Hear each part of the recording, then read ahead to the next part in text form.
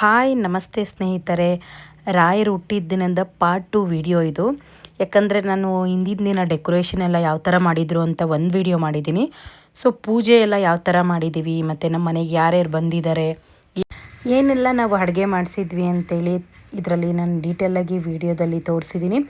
ಇನ್ನು ಒಂದು ಮೇಯ್ನ್ ಏನಪ್ಪ ಅಂತಂದರೆ, ನಾನು ಪೂಜೆಗೆ ಹಾಕಿರೋ ಸ್ಯಾರಿ ತುಂಬ ಜನಕ್ಕೆ ಇಷ್ಟ ಆಗಿಬಿಟ್ಟಿದೆ. ನಾನು ಸುಮಾರು ಮೆಸೇಜ್ಗಳು ನಾನು ಓಪನ್ ಮಾಡಿ ಕೂಡ ನೋಡಿಲ್ಲ. ಡೆಕೋರೇಷನ್ ಮಾಡಿಸಿರೋರು ನಂಬರ್ ಕೊಡಿ, ಎಷ್ಟು ಪ್ರೈಸ್ ಆಯಿತು ಅಂತೆಲ್ಲ ಕೇಳಿದ್ದೀರಾ. ಮತ್ತು ಸ್ಯಾರಿ ಡೀಟೇಲ್ ಫಸ್ಟು ನಾನು ಕೊಡ್ತೀನಿ. ನಾನು ಆ ಸ್ಯಾರಿ ನನಗೆ ಕಳಿಸ್ಕೊಟ್ಟಿದ್ದು ಬಿ ವಸ್ತ್ರ ಕಡೆಯಿಂದ ಕಳಿಸಿದ್ದು. ಅವರಿಗೆ ನಾನು ಎಷ್ಟು ಥ್ಯಾಂಕ್ಸ್ ಹೇಳಿದ್ರು ಕಮ್ಮಿನೇ. ಯಾಕಪ್ಪ ಅಂತಂದರೆ ತುಂಬಾ ಚೆನ್ನಾಗಿತ್ತು ಕ್ವಾಲಿಟಿ ಆಗಲಿ. ಮತ್ತು ನಾನು ಆ ಸ್ಯಾರಿ ನಾನು ಹುಟ್ಟಿದಾಗ ತುಂಬಾ ಚೆನ್ನಾಗಿ ಕಾಣಿಸ್ತಾಯಿತ್ತು. ನಮ್ಮ ಮನೆಗೆ ಬಂದವರೆಲ್ಲ ಕೇಳಿದ್ದು ಅದನ್ನೇನೆ, ಸೀರೆ ತುಂಬ ಚೆನ್ನಾಗಿದೆ. ಫಸ್ಟು ಅವ್ರ ಬಾಯಲ್ಲಿ ಬರ್ತಿದ್ದಿದ್ದು ರಾಯರಿಗೆ ತುಂಬ ಮಂಟಪ ತುಂಬ ಚೆನ್ನಾಗಿ ಮಾಡಿಸಿದ್ದೀರಾ ಅಂತ. ನೆಕ್ಸ್ಟ್ ಹೇಳ್ತಿದ್ದಿದ್ದೆ ನನ್ನ ಸ್ಯಾರಿ. ಬಂದವರೆಲ್ರಿಗೂ ನನ್ನ ಸ್ಯಾರಿ ಇಷ್ಟ ಆಗಿತ್ತು, ಅಷ್ಟು ಚೆನ್ನಾಗಿತ್ತು. ಸೊ ನಿಮಗೆ ಯಾರಿಗಾದರೂ ಸ್ಯಾರಿ ಬೇಕು ಅಂತಂದರೆ ನಾನು 2 ವಿಡಿಯೋಗೆ ಕೊಲಾಬ್ ಮಾಡಿದ್ದೀನಿ. ಸೊ ಅದರಲ್ಲಿ ಅವರು ಡೀಟೇಲಾಗಿ ಅವ್ರ ಅಡ್ರೆಸ್ಸು, ಅವ್ರ ಫೋನ್ ನಂಬರ್ ಎಲ್ಲ ಕೊಟ್ಟಿದ್ದೀನಿ. ನಿಮಗೇನಾದರೂ ಬೇಕು ಅಂತಂದರೆ ಒಂದ್ಸಲಿ ಅವ್ರ ಪೇಜ್ನ ವಿಸಿಟ್ ಮಾಡಿ, ಒಂದ್ಸಲಿ ಅವರನ್ನು ಕಾಂಟ್ಯಾಕ್ಟ್ ಮಾಡಿ.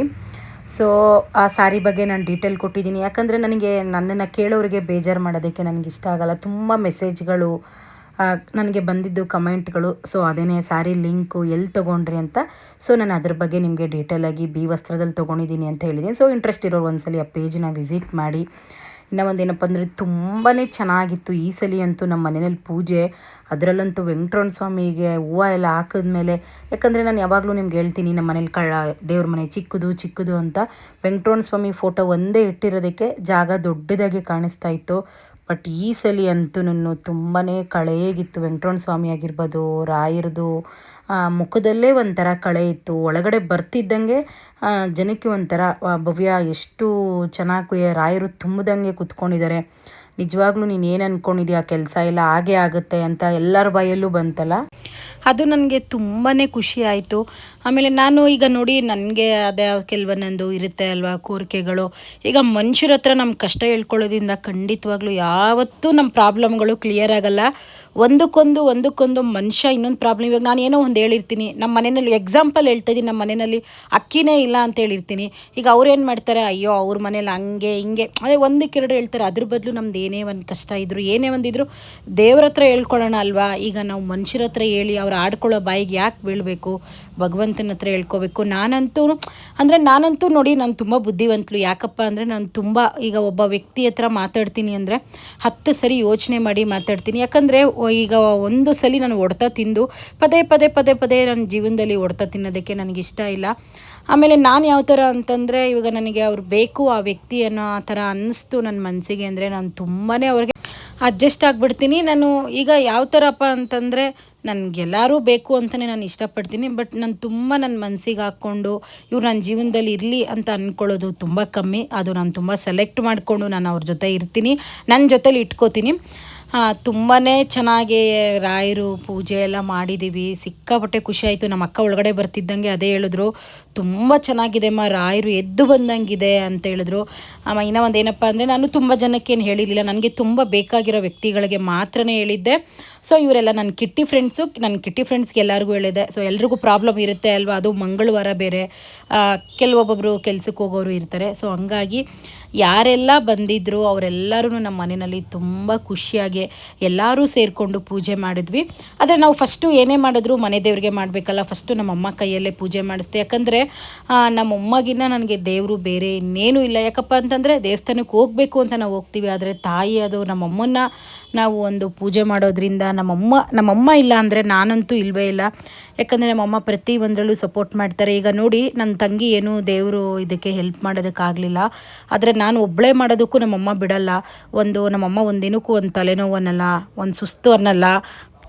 ನಾನಾದರೂ ಒಂಚೂರು ಕೆಲಸ ಮಾಡೋದಕ್ಕೆ ಹಂಗೆ ಹಿಂಗೆ ಸ್ವಲ್ಪ ಸೋಂಬೇರಿತನ ಮಾಡಿಬಿಡ್ತೀನಿ. ಆದರೆ ನಮ್ಮಮ್ಮ ಮಾತ್ರ ಯಾವತ್ತೂನು ನಮಿಗಳಿಗೇನೋ ಒಂದು ಹೆಲ್ಪ್ ಮಾಡಬೇಕು ಅಂದರೆ ನಮ್ಮಮ್ಮ ಅಯ್ಯೋ ನನಗೆ ಆಗ್ತಿಲ್ವೇ ಅನ್ನೋ ಮಾತು ಕೂಡ ನಮ್ಮಮ್ಮ ಬಾಯಲ್ಲಿ ಬರಲ್ಲ. ಸೊ ನಾನಂತೂ ತುಂಬ ಲಕ್ಕಿ ನಮ್ಮಮ್ಮ ವಿಷಯದಲ್ಲಾಗಲಿ. ನನ್ನ ಮಗಳು, ಅದರಲ್ಲೂ ನನ್ನ ಮಗಳಂತೂ ನನಗೆ ತುಂಬ ಸಪೋರ್ಟು. ಈಗ 100 ಜನ 100 ಮಾತಾಡ್ತಾರೆ, ಇವಳು ಬಟ್ಟೆ ಈ ಥರ ಹಾಕ್ಕೋತಾಳೆ, ಅಷ್ಟು ದೊಡ್ಡ ಮಗಳು ಇಟ್ಕೊಂಡು ಅಂತಾರೆ. ಒಂದು ದಿನಕ್ಕೂ ನನ್ನ ಮಗಳು ಮಮ್ಮಿ ನೀನು ಯಾಕೆ ಮಮ್ಮಿ ಈ ಥರ ಡ್ರೆಸ್ ಹಾಕ್ಕೋತಿ ಅಂತ ಕೇಳಲ್ಲ. ಆ್ಯಕ್ಚುಲಿ ಅವಳಿಗೆ ನಾನು ಆ ಥರ ಇರೋದು ನನ್ನ ಮಗಳು ತುಂಬ ಇಷ್ಟಪಡ್ತಾಳೆ.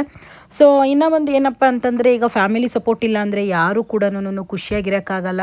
ಈಗ ಜನ ಹೇಳ್ತಾರೆ, ನಾನು ಕೂಡ ಹೇಳ್ತೀನಿ ಸಮಯಕ್ಕೆ ಸಂಬಂಧಿಕರಾಗಲ್ಲ ಅಂದ್ಬಿಟ್ಟು ಅಂತ. ಖಂಡಿತವಾಗ್ಲೂ ಕೆಲವೊಬ್ಬೊಬ್ಬರು ಫ್ಯಾಮಿಲಿಗಳಲ್ಲಿ ಸಂಬಂಧಿಕರಿಗೆ ಅವ್ರಿಗೆ ತುಂಬ ನಿಷ್ಠುರ ಇರುತ್ತೆ. ನಮ್ಮನೆಯಲ್ಲೂ ಕೂಡ ನಮ್ಮ ಸಂಬಂಧಿಕರ ಜೊತೆ ಬೇಕಾದಷ್ಟು ಜಗಳಗಳಾಗಿದೆ, ಮನಸ್ತಾಪಗಳಾಗಿದೆ, ಇಲ್ಲ ಅಂತೇಳಲ್ಲ. ಆದರೆ ನಾನು ಹೇಳ್ತೀನಿ ಕೇಳಿ, ನಮ್ಮ ರಕ್ತ ಹಂಚ್ಕೊಂಡು ಹುಟ್ಟಿರೋ ಅಕ್ಕ ತಂಗಿ ಆಗಿರ್ಬೋದು, ಅಣ್ಣ ತಮ್ಮ ಆಗಿರ್ಬೋದು, ಇವ್ರುಗಳ ಎಂಡ್ ಆಫ್ ಡೇ ನಮಗೇನೋ ಒಂದು, ಇವಾಗ ನನಗೇನೋ ಒಂದು ಕಷ್ಟ ಬಂತು ಅಂದರೆ ನನ್ನ ಜೊತೇಲಿ ನಿಲ್ಲೋದು ನನ್ನ ರಕ್ತ ಹಂಚ್ಕೊಂಡು ಹುಟ್ಟಿರೋ ನನ್ನ ತಂಗಿ ಆಗಲಿ ತಮ್ಮ ಆಗಲಿ ಅವ್ರುಗಳೇ ನಿಂತ್ಕೊಳ್ಳೋದು.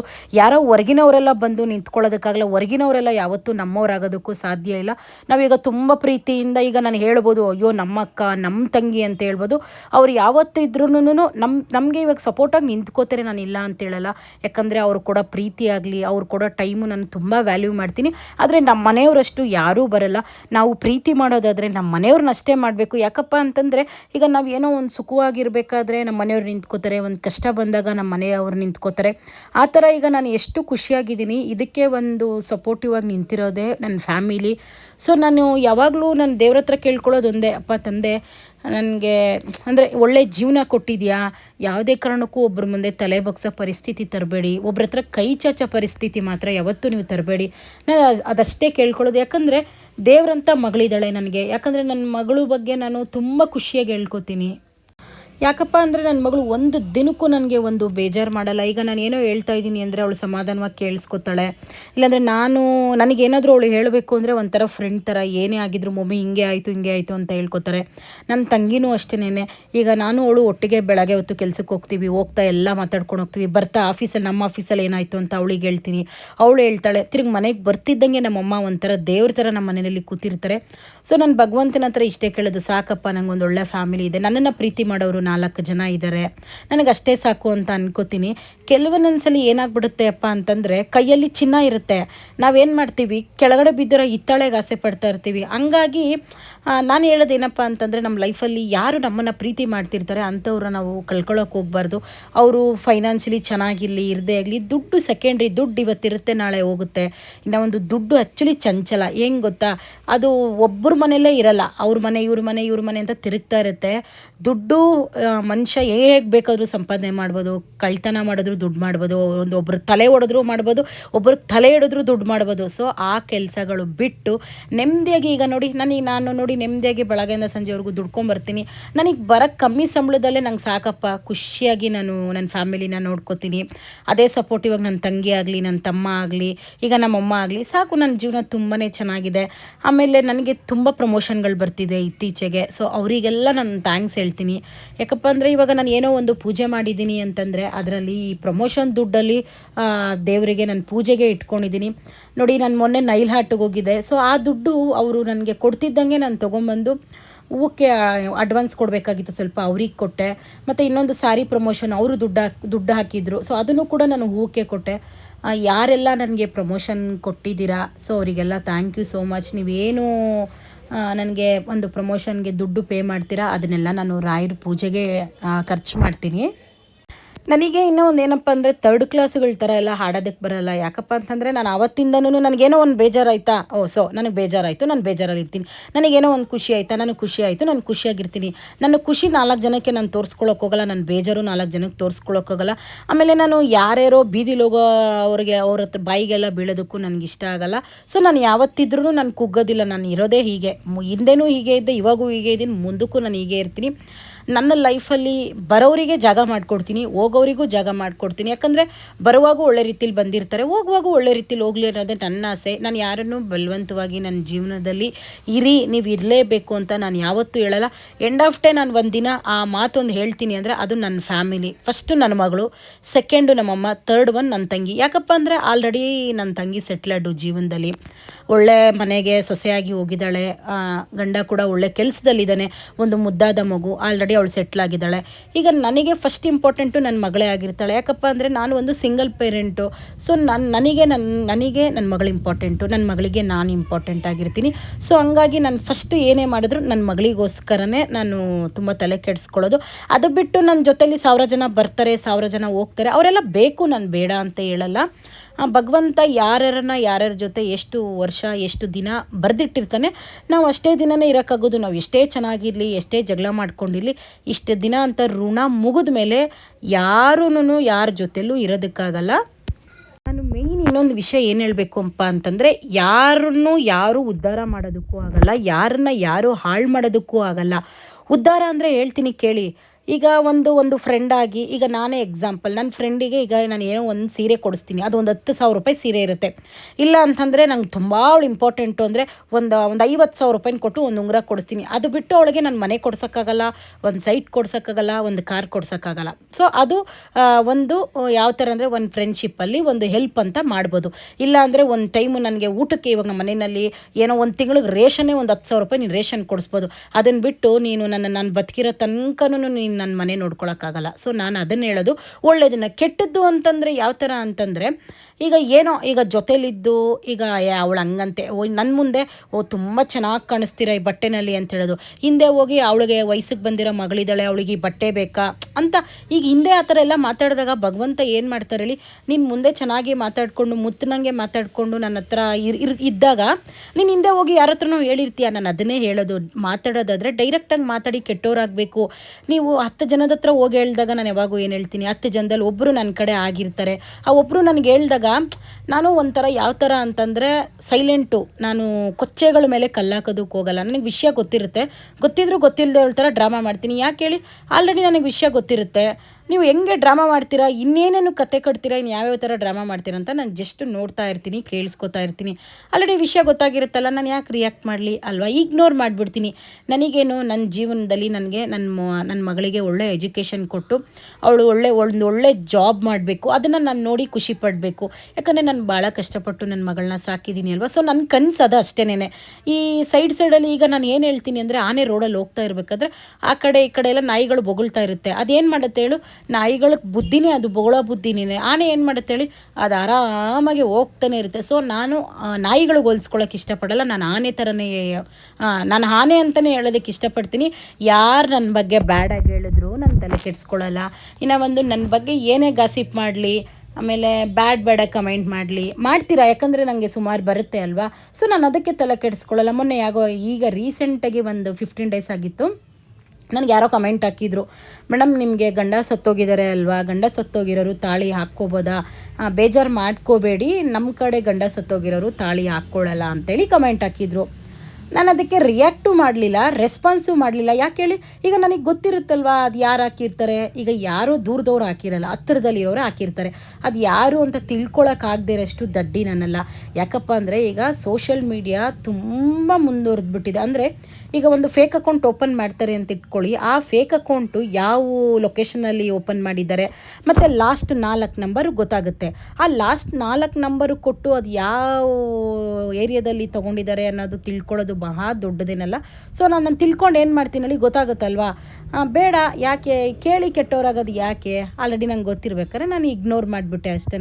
ನಾನು ತುಂಬ ತಲೆ ಕೆಡಿಸ್ಕೊಳ್ಳಲ್ಲ. ಫೈನಲಿ ನಾನು ಈ ಸಲ ಅಂತೂ ರಾಯರು ಹುಟ್ಟಿದ ದಿನ ಮಾತ್ರ ನನ್ನ ಲೈಫಲ್ಲಿ ಇದು ಮರೆಯೋದಕ್ಕಾಗಲ್ಲ. ಯಾಕಪ್ಪ ಅಂತಂದರೆ ನಾನು ಫಸ್ಟು ನಮ್ಮ ಹೊಸ ಅಪಾರ್ಟ್ಮೆಂಟಿಗೆ ಬಂದಾಗ ಫಸ್ಟು ಪೂಜೆ ಸ್ಟಾರ್ಟ್ ಮಾಡಿದ್ದೆ ರಾಯರು ವದಂತಿ. ಸೊ ರಾಯರು ನನಗೆ ಯಾವ ಥರ ಹೊಲ್ದಿದ್ದಾರೆ ಅಂದರೆ, ನಾನೀಗ ಫೀಲ್ ಮಾಡ್ಕೋತಾ ಇರ್ತೀನಿ, ಅಯ್ಯೋ ಏನಪ್ಪ ಮಾಡೋದು, ಇಷ್ಟು ಬಂದಿದ್ದ ಸಂಬಳ ಎಲ್ಲ ಖಾಲಿ ಆಗಿಬಿಟ್ಟಿದೆಯಲ್ಲ, ಖರ್ಚಿಗೆ ದುಡ್ಡಿಲ್ವಲ್ಲ ಅನ್ನಷ್ಟರಲ್ಲಿ ಯಾವುದೋ ಒಂದು ಪ್ರಮೋಷನ್ ಬಂದಿರುತ್ತೆ ನನಗೆ. ಅಟ್ಲೀಸ್ಟ್ ನನಗೆ ಒಂದು 5,000ನೇ ಆಗಲಿ, ಈಗ 5,000ನೇ ಮಂತ್ ಎಂಡಲ್ಲಿ ಎಷ್ಟೆಲ್ಲ ಹೆಲ್ಪ್ ಆಗುತ್ತೆ ಅಲ್ವಾ. ರಾಯರನ್ನ ನಂಬಿಟ್ರೆ ನಿಜ ಹೇಳ್ತೀನಿ ಕೇಳಿ, ಯಾರೂ ಕೂಡ ಕೆಳಗಡೆ ಬೀಳೋದಕ್ಕೆ ರಾಯರು ಬಿಡಲ್ಲ. ಆಮೇಲೆ ನಮ್ಮ ಜೊತೆ ಕೆಲವೊಂದೊಂದು ಕೆಟ್ಟು ಹುಳಗಳಿರುತ್ತೆ ಅಲ್ವಾ, ಆ ಕೆಟ್ಟು ಹುಳಗಳನ್ನ ರಾಯರು ಯಾವ ಥರ ಒಸಕಬೇಕು ಅನ್ನೋದು ಖಂಡಿತವಾಗ್ಲೂ ಅವ್ರಿಗೆ ಗೊತ್ತಿರುತ್ತೆ. ಅವ್ರು ಏನು ಮಾಡ್ತಾರೆ ಹೇಳಿ, ಸೈಲೆಂಟಾಗಿದ್ದು ಒಂದು ದಿನ ನನಗೆ ರಿಸಲ್ಟ್ ಕೊಡ್ತಾರೆ. ಸೊ ನನ್ನ ಜೀವನದಲ್ಲೇ ಅಂತಲ್ಲ, ಇದು ನನಗೆ ಅಂತಲೇ ನಾನು ಹೇಳ್ಕೊತಾ ಇಲ್ಲ, ಪ್ರತಿಯೊಬ್ಬರಿಗೂ ನಾನು ಹೇಳ್ಕೊತಾ ಇರೋದು. ಈಗ ನಮ್ಮ ಜೀವನದಲ್ಲಿ ಯಾರೋ ಒಬ್ಬರು ಬರ್ತಾರೆ ವ್ಯಕ್ತಿಗಳು, ಅದು ಒಂದು ಹುಡುಗ ಆಗಿರ್ಬೋದು, ಒಂದು ಹುಡುಗಿ ಆಗಿರ್ಬೋದು, ಯಾರಾದರೂ ಆಗಿರ್ಬೋದು. ಸಾಕು, ಇವಾಗ ಅವರಿಗೆ ನಮ್ಮ ಜೊತೆ ಇರೋ ಋಣ ತೀರ್ತು ಅಂದರೆ ಅವ್ರ ಪಾಡಿಗೆ ಅವ್ರು ಹೋಗ್ತಾ ಇರ್ತಾರೆ. ಅದು ನಮ್ಮ ಇಚ್ಛೆ ಆಗಿರಲ್ಲ, ಭಗವಂತನ ಇಚ್ಛೆ ಆಗಿರುತ್ತೆ. ಭಗವಂತ ಬರೆದಿಟ್ಟಿರ್ತಾನೆ, ಸಾಕು ನೀನು ಅವ್ರ ಜೊತೇಲಿ ಇರೋದು, ಅವ್ರ ಜೊತೇಲಿ ಇದ್ದಿದ್ದು ಅನ್ನೋ ಥರ ಭಗವಂತ ಒಂದು ಬರೆದಿಟ್ಟಿರ್ತಾನೆ. ಅದೇ ಥರನೇ ಪ್ರತಿಯೊಬ್ಬರು ಜೀವನ ಕೂಡ ನಡೆಯೋದು. ಸೊ ನನ್ನ ಜೀವನ ಕೂಡ ಅದೇ ಥರನೇ ನಡೀತಾ ಇರೋದು. ನಾನು ತುಂಬ ತಲೆ ಕೆಡಿಸ್ಕೊಳ್ಳಲ್ಲ. ನಾನು ಯಾರು ನನ್ನ ಜೊತೇಲಿ ಇರ್ತಾರೆ ನಾನು ಅವ್ರ ಬಗ್ಗೆ ತಲೆ ಕೆಡಿಸ್ಕೋತೀನಿ. ಹೋಗಿರೋರ ಬಗ್ಗೆ, ಹೋಗ್ತಿರೋರ ಬಗ್ಗೆ ನಾನು ಅವ್ರ ಬಗ್ಗೆ ತಲೆ ಕೆಡಿಸ್ಕೊಳ್ಳಲ್ಲ. ಯಾಕಪ್ಪ ಅಂತಂದರೆ ಅವ್ರದ್ದೇ ಆದ ಕೆಲವೊಂದೊಂದು ಪರ್ಸ್ನಲ್ ಪ್ರಾಬ್ಲಮ್ಸ್ ಇರುತ್ತೆ, ಅವ್ರದ್ದೇ ಆದ ಕೆಲವೊಂದೊಂದು ಕಂಡೀಷನ್ಗಳಿರುತ್ತೆ. ಈಗ ನಾನು ಅವ್ರ ಫ್ಯಾಮಿಲಿ ನೋಡಬೇಕು, ನಮ್ಮ ಫ್ಯಾಮಿಲಿ ನೋಡಬೇಕು ಅಲ್ವಾ. ಈಗ ಬಿಸಿನೀರು ನಾವು ಕಾಯಿಸ್ತೀವಿ, ಈಗ ಕಾಯಿಸಿದ ಬಿಸಿನೀರೇ ಒಂದು ಹಾಫ್ ಆನ್ ಅವರ್ ಆದಮೇಲೆ ತಣ್ಣಗಾಗುತ್ತೆ. ಇನ್ನು ಆಗಿರಬೇಕಾದ್ರೆ ಮನುಷ್ಯನ ಜೀವನದಲ್ಲಿ ಯಾವುದು ಶಾಶ್ವತ ಇಲ್ಲ. ನಮಗೆ ನಾವೇ ಶಾಶ್ವತ ಇಲ್ಲ. ಈಗ ನಾನು ಬೆಳಗ್ಗೆ 8:30 ಆಫೀಸ್ಗೆ ಹೋಗಿರ್ತೀನಿ. ನಮ್ಮ ಮನೇಲಿ ಅಂದ್ಕೊಂಡಿರ್ತಾರೆ ನನ್ನ ಮಗಳ ಆಫೀಸ್ಗೆ ಹೋದ್ಲಪ್ಪ ಅಂದ್ಕೊಂಡಿರ್ತಾರೆ. ನನಗೆ ಹೋಗ್ತಾನೆ ಏನೋ ಹೆಚ್ಚು ಕಡಿಮೆ ಆಗೋಗಿ ನಾನು ರೋಡಲ್ಲೇ ಸತ್ತೋಗ್ಬಿಟ್ಟಿರ್ತೀನಿ. ಈಗ ನಮ್ಮ ಮನೇಲಿ ಗೊತ್ತಿರಲ್ಲ, ಏನು ಅನ್ಕೊತಾರೆ, ನನ್ನ ಮಗಳಿಗೆ ಕೆಲ್ಸಕ್ಕೆ ಹೋಗಿರ್ತಾಳೆ ಅಂತ ಅನ್ಕೋತಾರೆ. ಸ್ವಲ್ಪ ಹೊತ್ತಾದ್ಮೇಲೆ ನಮ್ಮ ಮನೇಲಿ ಗೊತ್ತಾಗುತ್ತೆ. ಅಷ್ಟೇ ಮನುಷ್ಯನ ಜೀವನ. ಯಾವ ಥರ ಅಂದರೆ ಯಾವುದು ಕೋಪ, ಯಾವುದು ಮನಸ್ತಾಪ, ಯಾವ ದ್ವೇಷ, ಯಾವುದು ಶಾಶ್ವತ ಇಲ್ಲ. ಯಾವಾಗ ಯಾವ ಮನುಷ್ಯ ಸಾಯ್ತಾನೆ ಅನ್ನೋದು ಗೊತ್ತಿಲ್ಲ. ಸೊ ನಾವು ಯಾರ ಮೇಲೂ ಕೋಪ ಮಾಡ್ಕೊಳ್ಳೋದು ಬೇಡ, ಯಾವ ದ್ವೇಷ ಸಾಧಿಸೋದು ಬೇಡ. ಎಲ್ಲರೂ ಚೆನ್ನಾಗಿರಲಿ. ನಾನೇನು ಹೇಳ್ತೀನಿ ಅಪ್ಪ ಅಂತಂದರೆ, ನಮ್ಮ ಜೊತೇಲಿ ಇದ್ದವರು ಚೆನ್ನಾಗಿರಲಿ, ನಮ್ಮ ಜೊತೇಲಿ ಇದ್ದು ಓದೋರು ಚೆನ್ನಾಗಿರಲಿ, ಮುಂದಕ್ಕೆ ಹೋಗೋರು ಚೆನ್ನಾಗಿರಲಿ. ನಾನಂತೂ ರಾಯರಾಣೆಗೂ ಆ ಭಗವಂತನ ನಾನು ಭಾಳ ನಂಬಿದ್ದೀನಿ. ಯಾವ ಥರ ಅಂತಂದರೆ, ಇವತ್ತು ನನ್ನ ಜೀವನ ಏನು ನಡೀತಿದೆ, ಇವತ್ತು ಏನು ನಾನು ನೆಮ್ಮದಿಯಾಗಿ ಕೆಲಸ ಮಾಡ್ಕೊಂಬಂದು ತಲೆ ದಿಮ್ಮೇಲೆ ಆಗ್ತಿದ್ದಂಗೆ ನಿದ್ದೆ ಬರ್ತಿದೆ, ಅದೆಲ್ಲ ಆ ರಾಯರ ಆಶೀರ್ವಾದ. ಆ ರಾಯರ ಹತ್ರ ನಾನೇ ಕೇಳ್ಕೊತೀನಿ, ಎಲ್ಲರೂ ಚೆನ್ನಾಗಿರಲಿ, ನನ್ನ ಜೊತೇಲಿ ಇರೋರು ಚೆನ್ನಾಗಿರಲಿ, ಹೋಗಿರೋರು ಚೆನ್ನಾಗಿರಲಿ ಅಪ್ಪ, ಹೋಗ್ತಿರೋರು ಚೆನ್ನಾಗಿರಲಿ ಅಪ್ಪ. ಬೇಡ, ಯಾರಿಗೂ ಏನೂ ತೊಂದರೆ ಆಗೋದು ಬೇಡ. ಅವ್ರವ್ರದ್ದೇ ಆದ ಸಂಸಾರ, ಗಂಡ ಮನೆ ಮಕ್ಕಳು ಮಠ ಇರುತ್ತೆ. ಸೊ ನಾವು ಯಾರಿಗೂ ಶಾಪ ಹಾಕೋದು ಬೇಡ, ಯಾರಿಗೂ ಕೆಟ್ಟದ್ದು ಬಯಸೋದು ಬೇಡ. ಯಾಕಂದರೆ ಕೆಲವೊಂದೊಂದು ದಿನಗಳು ಒಳ್ಳೆ ಮೆಮೊರೀಸ್ ಇರುತ್ತೆ ಅಲ್ವಾ. ಸೊ ನಾವು ಯಾವತ್ತೂ ಯಾರಿಗೂ ಬ್ಲೇಮ್ ಮಾಡಬಾರ್ದು. ಇವ್ರು ಹಂಗಂತೆ ಹಿಂಗಂತೆ ಮಾತಾಡ್ಕೊಳ್ಳಿ. ಈಗ ಮಾತಾಡೋರು ಬಾಯಿ ಮುಚ್ಚೋಕ್ಕಾಗಲ್ಲ ಅಲ್ವಾ. ಪ್ರತಿಯೊಬ್ಬರನ್ನು ಮೆಚ್ಚೋದಕ್ಕೆ ನಾವು ದೇವರು ಅಲ್ಲ, ಅಥವಾ ನಾವು ಚಿನ್ನನೂ ಅಲ್ಲ, ನಾವು ದುಡ್ಡು ಅಲ್ಲ. ಒಬ್ಬ ಮನುಷ್ಯ, ಸಾಮಾನ್ಯವಾದ ಮನುಷ್ಯ. ಈಗ ನಾನು 10 ಜನನ ಮೆಚ್ಚಿಸ್ಬೋದು, ಒಂದು 100 ಜನನ ಮೆಚ್ಚೋಕ್ಕಾಗಲ್ಲ. ಅದರಲ್ಲಿ ಏನಾದರೂ ಕೊಂಕಿಕ್ತಾರೆ. ಈಗ ಎಕ್ಸಾಂಪಲ್, ನಾನು ತುಂಬ ಮೈಸೂರು ಸಿಲ್ಕ್ ಸೀರೆ ಉಡ್ತಿದ್ದೆ. ಜನ ಏನು ಮಾತಾಡೋಕ್ಕೆ ಸ್ಟಾರ್ಟ್ ಮಾಡಿದ್ರು, ಏನು ಇಷ್ಟು ಮೈಸೂರು ಸಿಲ್ಕ್ ಸೀರೆ ಉಡ್ತಾಳೆ ಅಂತ ಮಾತಾಡಿದ್ರು. ಒಂದು ಸ್ವಲ್ಪ ದಿನ ತುಂಬ ವೆಸ್ಟರ್ನ್ ಡ್ರೆಸ್ ಹಾಕ್ತೆ, ಇವಳಿಗೇನು ಮಾನ ಮರ್ಯಾದೆ ಇಲ್ವಾ, ವಯಸ್ಸಿಗೆ ಬಂದಿರೋ ಮಗಳನ್ನ ಇಟ್ಕೊಂಡು ಹಿಂಗೆ ಆಗ್ತಾಳೆ ಅಂದರೆ ಹೊರಗಿನವ್ರು ಯಾರೂ ಮಾತಾಡಿಲ್ಲ. ಅಂದರೆ ಗೊತ್ತಿರೋರೇ ಮಾತಾಡಿರೋದು. ನಾನು ಏನು ಪ್ರೂಫ್ ಇಲ್ಲ ಅಂತಂದರೆ ನಾನು ಮಾತಾಡಲ್ಲ. ಈಗ ಯಾರೋ ಹೇಳ್ತಾರೆ, ಅವೇ ನಿನ್ನ ಬಗ್ಗೆ ಅವ್ರು ಈ ಥರ ಮಾತಾಡಿದ್ರು ಅಂತ ಹೇಳ್ತಾರೆ. ಹೌದಮ್ಮ, ಸರಿ ಆಯಿತು, ಅವ್ರು ಮಾತಾಡಿರೋದು ನಂಗೆ ಒಂಚೂರು ರೆಕಾರ್ಡ್ ಕಳಿಸು, ನಾನು ಆವಾಗ ನಂಬ್ತೀನಿ, ಇಲ್ಲಾಂದರೆ ನಾನು ನಂಬಲ್ಲ. ಅದು ಏನೇ ವಿಷಯ ಆದರೂ ಕೂಡ ನನಗೆ ವಿತ್ ಪ್ರೂಫ್ ಇದ್ದರೆ ಮಾತ್ರನೇ ನಂಬೋದು. ಸೊ ನಾನು ಫಸ್ಟಿಂದ ಇದು ಅಭ್ಯಾಸ ಮಾಡ್ಕೊಂಬಂದಿರೋ ಒಂದು ಏನಂತ ಹೇಳ್ತಾರೆ, ಪಾಲಿಸಿ ಅಂತಲೇ ಹೇಳ್ಬೋದು. ನಾನು ಪ್ರೂಫ್ ಇಲ್ಲ ಅಂದರೆ ಯಾರ ಬಗ್ಗೆನೂ ನಾನು ಏನೂ ಮಾತಾಡೋದಕ್ಕೆ ಹೋಗಲ್ಲ. ಸೊ ಈ ವರ್ಷ ನಮ್ಮ ಮನೆಯಲ್ಲಿ ತುಂಬ ಚೆನ್ನಾಗಿ ಹಬ್ಬ ಆಯಿತು. ಯಾರೆಲ್ಲ ನನ್ನ ವಿಡಿಯೋ ನೋಡಿ ಅಂದರೆ ನನ್ನ ವೀಡಿಯೋಗೆ ತುಂಬ ಸಪೋರ್ಟ್ ಮಾಡ್ತಿದ್ದೀರಾ, ಸೊ ಒಳ್ಳೊಳ್ಳೆ ಕಮೆಂಟ್ ಹಾಕ್ತೀರಾ. ಕೆಟ್ಟ ಕಮೆಂಟ್ ಹಾಕೋರ್ಗೆ ಏನೂ ಮಾಡೋಕ್ಕಾಗಲ್ಲ ಅಲ್ವಾ. ನೀವು ಒಳ್ಳೆ ಕಮೆಂಟ್ ಹಾಕ್ತೀರಾ, ನನಗಂತೂ ತುಂಬಾ ಖುಷಿಯಾಗುತ್ತೆ. ಸೊ ನಿಮಗೆಲ್ಲ heartfully thank you so much ಹೇಳ್ತೀನಿ. ಇದೇ ಥರ ಸಪೋರ್ಟ್ ಮಾಡಿ. ಖಂಡಿತವಾಗ್ಲೂ ನಾನು ಏನು ನಿಮ್ಮ ಹತ್ರ ಈ ಸೋಷಿಯಲ್ ಮೀಡಿಯಾದಲ್ಲಿ ಶೇರ್ ಮಾಡ್ಕೋತೀನಿ, ಆ ರಾಯರಾಣೆಗೂ ಪ್ರತಿಯೊಂದು ನಿಜ ಆಗಿರುತ್ತೆ. ನಾನು ಯಾವುದೂ ಸುಳ್ಳು ಹೇಳೋದಕ್ಕೆ ಹೋಗಲ್ಲ. ನನ್ನ ನಾಲ್ಗೆ ಮೇಲೆ ಏನು ಮಾತು ಬಂದಿರುತ್ತೆ ಅದು ಈ ವಿಡಿಯೋದಲ್ಲಿ ಅದೇ ಮಾತೇ ಇರುತ್ತೆ. ನಾನು ಯಾರಿಗೋಸ್ಕರನೂ ಎದುರ್ಕೋಬೇಕಾಗಿಲ್ಲ, ಯಾರನ್ನು ಮೆಚ್ಚಿಸ್ಬೇಕಾಗಿಲ್ಲ. ಸೊ ನಿಮಗೆಲ್ಲ ಈ ವಿಡಿಯೋ ಇಷ್ಟ ಆಗುತ್ತೆ ಅನ್ಕೋತೀನಿ. ಇಷ್ಟ ಇದ್ದರೆ ಸಪೋರ್ಟ್ ಮಾಡಿ. ನನ್ನ ತಂಗಿ ಈ ವಿಡಿಯೋದಲ್ಲಿ ತುಂಬ ಕಾಣಿಸ್ಕೊಂಡಿಲ್ಲ. ಯಾಕಪ್ಪ ಅಂತಂದರೆ, ನಾನು ಹೇಳಿದ್ನಲ್ಲ, ಅವ್ರ ಅತ್ತೆ ತೀರೋಗಿದ್ರು, ಸೂತ್ಕ ಇರೋದ್ರಿಂದ ಅವಳು ಈ ಪೂಜೆನಲ್ಲಿ ಏನಕ್ಕೂ ಸಪೋರ್ಟ್ ಮಾಡೋದಕ್ಕಾಗಲಿಲ್ಲ. ಸೊ ಅವಳು ಎಷ್ಟು ದಿನ ಈ ಪೂಜೆಗಳಿಗೆಲ್ಲ ಬರಬಾರ್ದು ಅನ್ನೋದು ನಮಗೆ ಅಷ್ಟು ಗೊತ್ತಿಲ್ಲ. ಸೊ ಯಾರೆಲ್ಲ ನನ್ನ ವೀಡಿಯೋಸ್ ನೋಡ್ತೀರಾ, ಈಗ ನನ್ನ ತಂಗಿಯವ್ರ ಅತ್ತೆ ತೀರೋಗಿದ್ದಾರೆ, ಅವಳು ಎಲ್ಲ ಪೂಜೆನಲ್ಲೂ ಭಾಗಿ ಆಗ್ಬೋದು ಅನ್ನೋಗಿದ್ದರೆ ನನಗೆ ಸ್ವಲ್ಪ ನೀವು ಕಮೆಂಟ್ ಮುಖಾಂತರ ತಿಳಿಸಿ, ಇಲ್ಲಾಂದರೆ ನನಗೆ ಪರ್ಸ್ನಲಾಗಿ ಮೆಸೇಜ್ ಹಾಕಿ. ಸೊ ನಿಮ್ಮ ಕಮೆಂಟ್ಗಳಿಗೋಸ್ಕರ ನಾನು ವೆಯ್ಟ್ ಮಾಡ್ತಾಯಿರ್ತೀನಿ. ಯಾಕಪ್ಪ ಅಂದರೆ ನನ್ನ ತಂಗಿನ ಬಿಟ್ಟು ನನಗೇನೂ ಮಾಡೋದಕ್ಕೆ ಇಷ್ಟ ಆಗಲ್ಲ. ಸೊ ಹಂಗಾಗಿ ಈಗ ನಾನು ದೇವಸ್ಥಾನಗಳಿಗೆಲ್ಲ ತುಂಬ ಹೋಗ್ತಾ ಇರ್ತೀನಿ. ಅಟ್ಲೀಸ್ಟ್ ಅವಳು ಎಲ್ಲ ದೇವಸ್ಥಾನಗಳು ಬರಲಿಲ್ಲ ಅಂತಂದರು, ಕೆಲವೊಂದಕ್ಕೆ ಬರ್ತಾಳಲ್ವ. ಸೊ ನೀವು ಕಮೆಂಟ್ ಮಾಡೋದ್ರಿಂದ ನನಗೆ ಗೊತ್ತಾಗುತ್ತೆ, ಓ ಈ ಥರ ಮಾಡ್ಬೋದು ಅನ್ನೋ ಥರ. ನಮಗೆ ಅದ್ರ ಬಗ್ಗೆ ಅಷ್ಟು ಗೊತ್ತಿಲ್ಲ. ಸೊ ನಿಮ್ಮ ಕಮೆಂಟ್ಗೋಸ್ಕರ ವೆಯ್ಟ್ ಮಾಡ್ತಿರ್ತೀನಿ. Thank you.